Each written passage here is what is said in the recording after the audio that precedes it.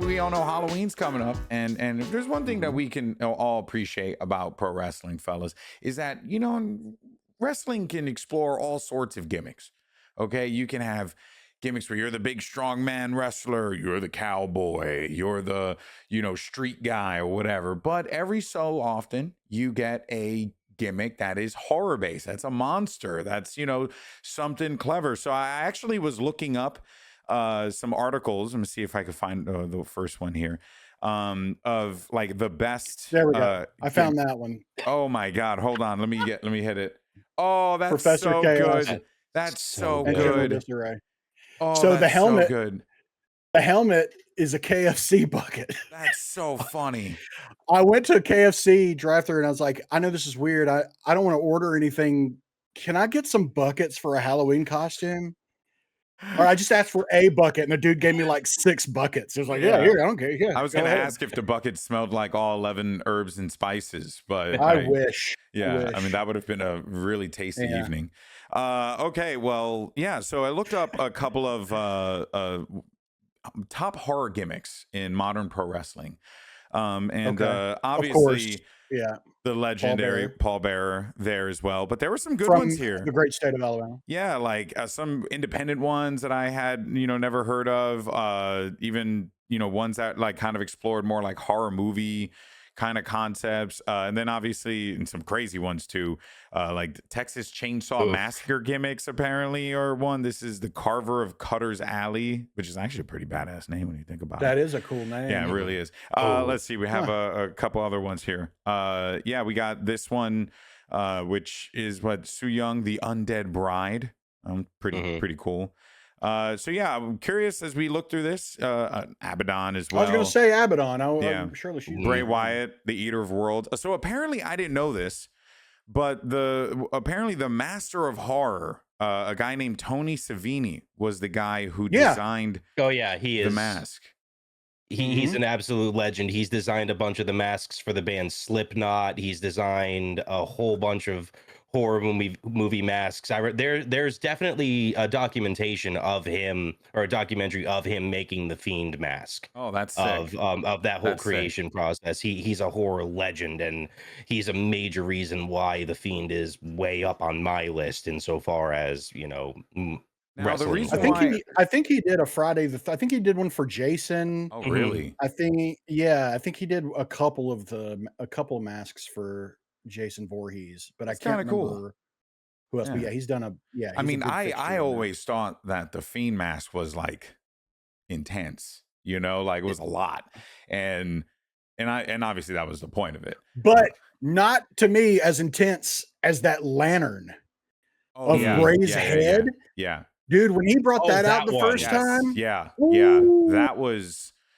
that was wild. Now, I am going to say the reason why I wanted to do this, because we'll introduce in a second, is because the first place person here, and I don't know if you guys agree or not, maybe you do, but they gave it to Danhausen. as the scariest top horror gimmicks. So I figured what we would do is maybe we give our favorite one, who we think is the best monster horror gimmick in a new graphic. And guys, I made a graphic. Best monster wrestler. Yes. Look at that. Let's go. All right. So it's very simple. Let's go ahead and yap. Best monster wrestler gimmicks, horror wrestler gimmicks. I'll go first, and then you guys can jump in because he was in the graphic. I'm gonna see if I can find a picture of him. But the Beast Mortos, I like the Beast Mortos. I think he's a silly. He's also a lawyer as well. In case you guys don't know, but yeah, I'm a big fan of his, and I'm trying to find a picture. The Beast Mortos, attorney at law. Yeah. That's a new Adult Swim show waiting to happen. Does he work with Harvey Birdman on the side? Yeah, exactly. Oh, dude, that actually would be freaking hilarious. But I want to find a good picture of him here to put up on screen. So yeah, Beast Mortos, definitely one that I would probably go with, or that I would go with for sure for me. What about for you guys? Have you guys thought of yours while I look for some pics? I mean, you basically had like I think almost the universal top 3 in that graphic right there. You had Yeah. It's Kane. gotta be Kane. Yeah, you've got I mean, Kane. yeah. You've got Bray Wyatt as the Fiend, and you've got a lot of people's number 1, and rightfully so, Abyss. Yeah. Abyss is just so good as the ultimate monster. Yeah. You know, it's sympathetic in a lot of ways as a character too. That got a lot of people behind him. You know, an absolute legend of TNA, and really, I think one of their pillars for a long time. He's way up there. Yeah. Yeah. I mean, Kane, I mean, he first debuted at Hell in a Cell. He tore the door off of the cell Yeah, that's and went right. in and destroyed Undertaker. And like in the day, in his prime, the dude was jacked. Yeah. I mean, he was like, I mean, his arm, like, especially when he started wearing the sleeveless thing, like kind Actually, of like yeah, I found a good pic in of the him early here. 2000s, bro, he was yoked to the Yeah. gills. He I looked mean, that Oh right my there. God. Look at that photo, dude. He is an animal. yeah. Like that's crazy. That He's looks huge. And like a he video game that screenshot. yes, that right there looks like it's from like, you know, Rockstar's Manhunt games or some I will shit. Like definitely say that's though, and yeah, for sure on that. And Manhunt, good call out. Holy crap, what a great game that was.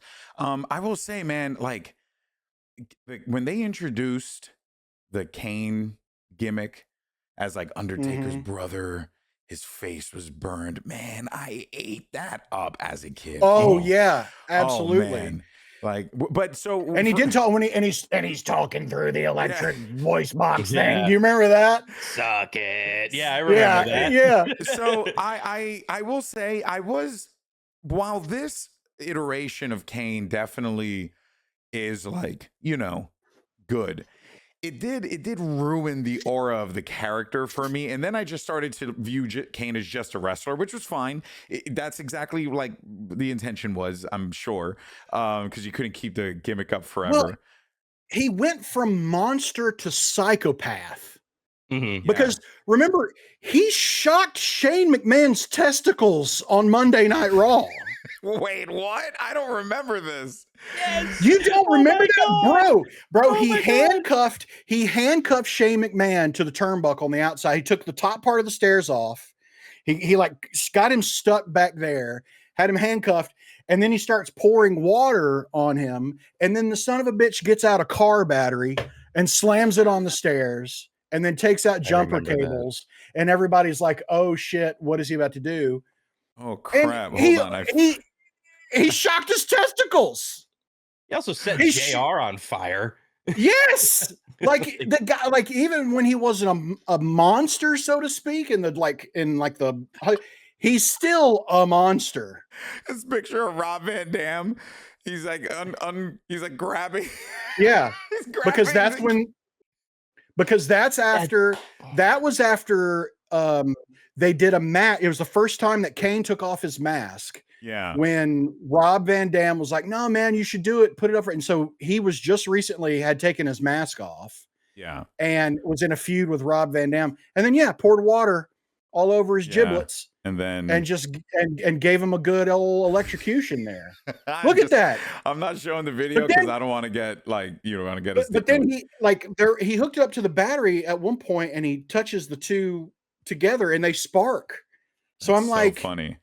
That's so funny. But yeah, he shocked a grown man's testicles on Monday Night Raw. So you know what I think is interesting? It's like, and I didn't really think about this, but Kane's character definitely changed. I don't know why. I always like felt like they started off with this like really extreme thing, and then obviously like I viewed him as just like a wrestler dude who was like crazy. But yeah, you're right. It went from like he had different tiers of like, I guess, horror, if you will, right? Like he started off of like the disfigured, he like was Michael Myers.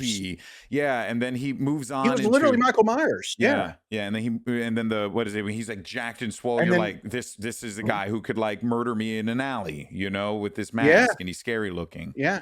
And then he becomes a bald psychopath, which I don't know. It doesn't look good for us balds, you know, like ultimately. There were a lot of crazy Well, guys in traditionally, WWE at that point. Hasn't been great. Like, Yeah, like don't have a good track record. Sorry, Scandal. I would argue Kane is scarier now than he ever has been. But Yeah, I know that actually. for different Yeah. reasons. Yeah, shout out to Sorry, Concessions Stan, Kane as go ahead. well. No, What were you gonna say? just thinking, kind of during that same era of when they were moving away from Kane being just the traditional monster to the more kind of like psychological monster that he became.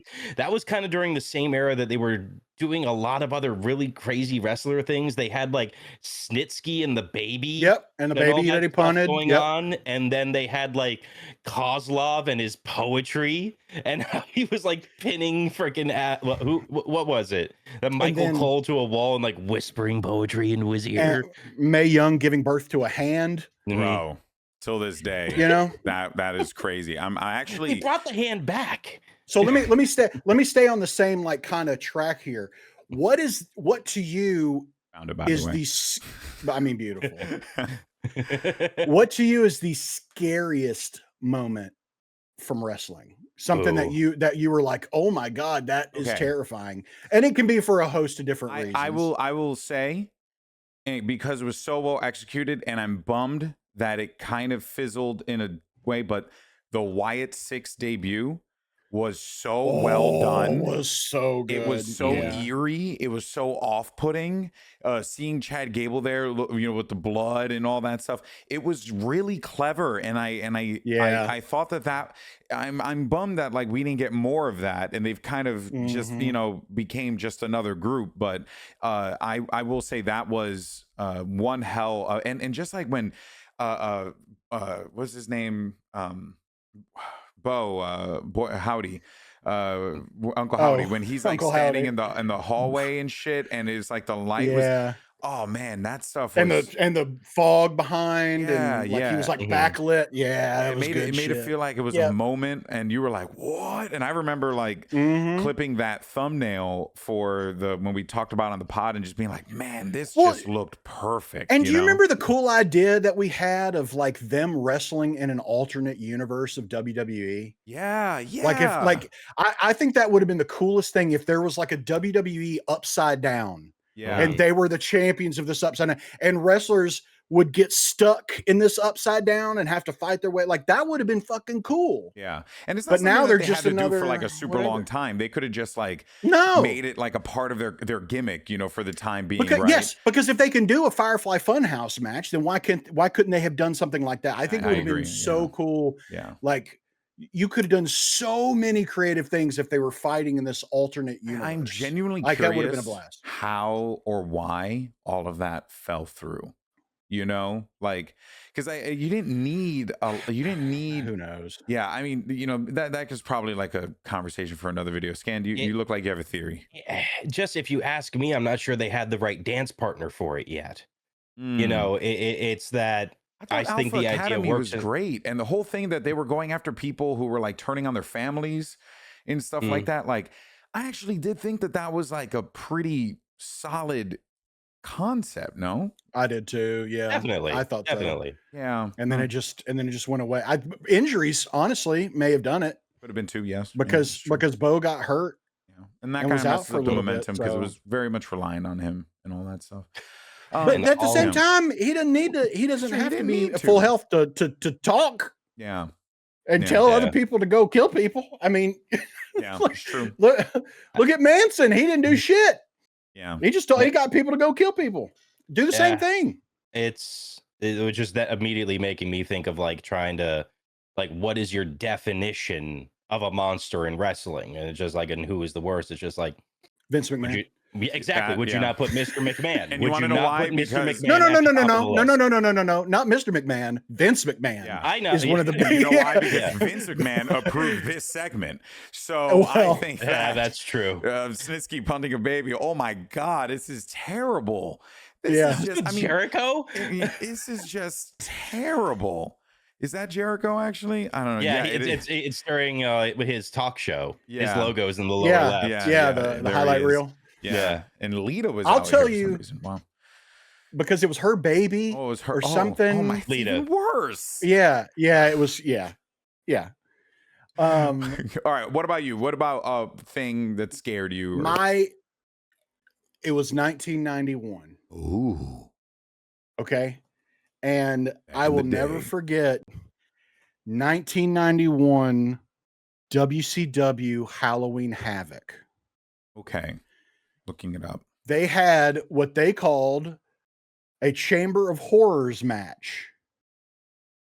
And it was between the teams of El Gigante, Sting, the Steiner brothers, all of which I have cards of.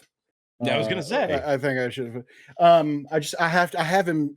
He's kind of like, you know how Catholics have like candles of saints. I just keep an El Gigante card just by my Yeah. side at all times. And I'm just going to start keeping it in my wallet. I found Um, it. Oh yeah. my God. So it was them versus Abdullah the Butcher, Diamond Stud, Cactus Jack, and Big Van Vader.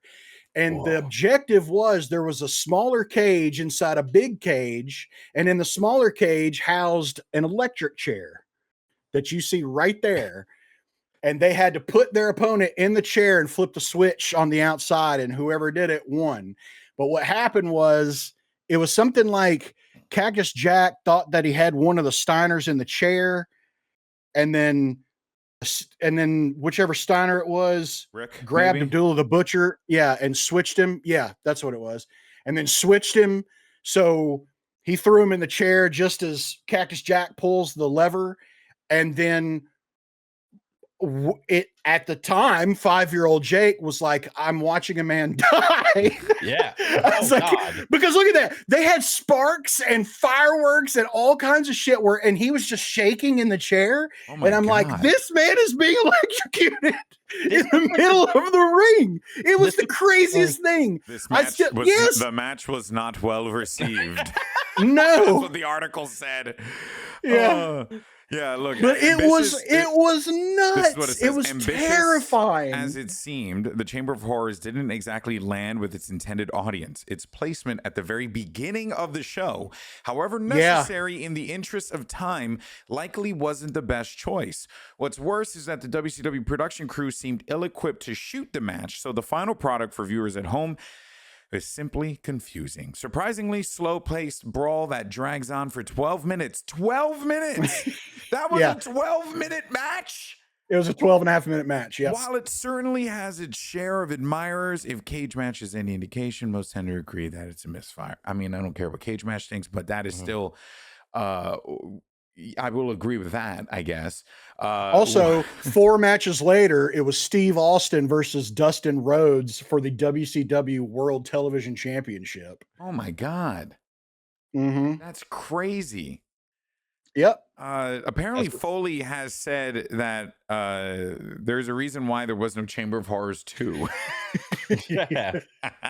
But let me tell you, 5-year-old Jake was like, this is bananas. That's Like, nuts. I felt like, it was crazy. That is crazy. It was absolutely batshit insane. Okay, Scan, what about yours? What's your moment? This is weird for me because it's weird that my brain always goes to this one performer, not even necessarily wrestler, but anytime Shane McMahon was wrestling in the 90s and early 2000s, I was afraid for that man's life. Yeah. Like him doing the elbow drop from the top onto From the Ted. top of the oh my God. I think that was at Backlash one year. Yeah. He had a hardcore match against Steve Blackman where Steve Blackman hits him with a kendo stick up on the same thing and he does a similar spot. But the King of the Ring match with that's what I was just about to say. Yeah. Him versus it was him and Kurt Angle and him not going through that glass and they just twice. I know he did it so they like twice it failed and they just said we're gonna do it again and they did. And you can hear his head thud on the concrete. That to me was terrifying because it was beyond this like cartoonish level of like evil and everything. It was like, oh no, this is a man absolutely destroying another man. And it's just Shane. Yeah, just throwing himself to things. Threw himself into his matches back then, and you never knew if he was gonna keep those things alive. Yeah, I can agree with that, man. You know, and I was also afraid when Snoop And Dogg getting his messed up- testicles shocked Oh, on yeah, and getting live his- television. Man, no one should ever like Shane McMahon. Say what you will, and there are plenty, I'm sure. But that guy, when he went out there, he left it all out there. Oh, And yeah. that is admirable, if not, you know, a little foolish, but Sure. admirable. Actually, I love that match between him and Kurt. I thought that match was so like, It was it's great. brutal. Yeah. And those moments where he's trying to throw him through that glass, and finally you see Kurt like, fuck it. And he just throws him as hard as he can through the glass. I mean, yeah, that was an insane match. That one, it's a fun one to watch though. I love that match. You know, one final one that I remember, and it wasn't more so like, I mean, the match was crazy, but I'm talking Hangman versus Swerve, the cage match. Yeah. Because for me, the moment that I forever would love, and actually I believe I have like the exact picture of it, was at the end of the match when he was ready to go back out, or it looked like he was going to go back out. I'll never forget that like, scream. And that woman that screamed. woman screamed. Bro, I don't know who they got to do that, but my God, yeah, I think this is the picture right here. It was this moment, and then he turns around, he walks, and the lady goes, and you're like, wait, what? Yeah. I was like, oh, that was just brilliant. And again, it just goes to show you in wrestling, the moments, like it drives emotion in such a unique way. We know that it's freaking fake, but yet for some reason we're so invested in How it. dare you? I know, right? But we're so invested in that storytelling. It's freaking awesome, man. It really is. So yeah. So I gotta say, good choices across the board. So we got for monster for the monster aspect of it. I said Beast Mortos. I believe Scan, you said For me, it's Bray Wyatt. Bray Wyatt, the Fiend. And Fiend, yeah. Jake, you said Kane. And I'll go Kane. And you go Kane. I'll go Honestly, Kane. yeah, there you have it, folks. Your best monster wrestlers of all time. Well, I mean, you know, just in our opinion. But go ahead and let us know. But what also you think. Abyss, like, Yeah. Abyss is up there. Abyss Abyss is is definitely also up there. Yes, so good. he's up there, and that's why I put him in the graphic. I was also going to put Abaddon, but I was like struggling to find picks and stuff. But yeah, Abaddon also gets up there as well. There were some great ones over the years. Hell, I would even say Demon Balor, bro. First appearance, Demon Balor, like, you know, that whole Demon look, the Balor way was they great, played that off, that was so good. So let us know in the comments who are your you know, favorite horror monster gimmicks, or even like horror movie gimmicks, right? Like we saw one of them that, you know, was like a American Psycho type of thing, right? Like, you know, let us know. Love to hear from you.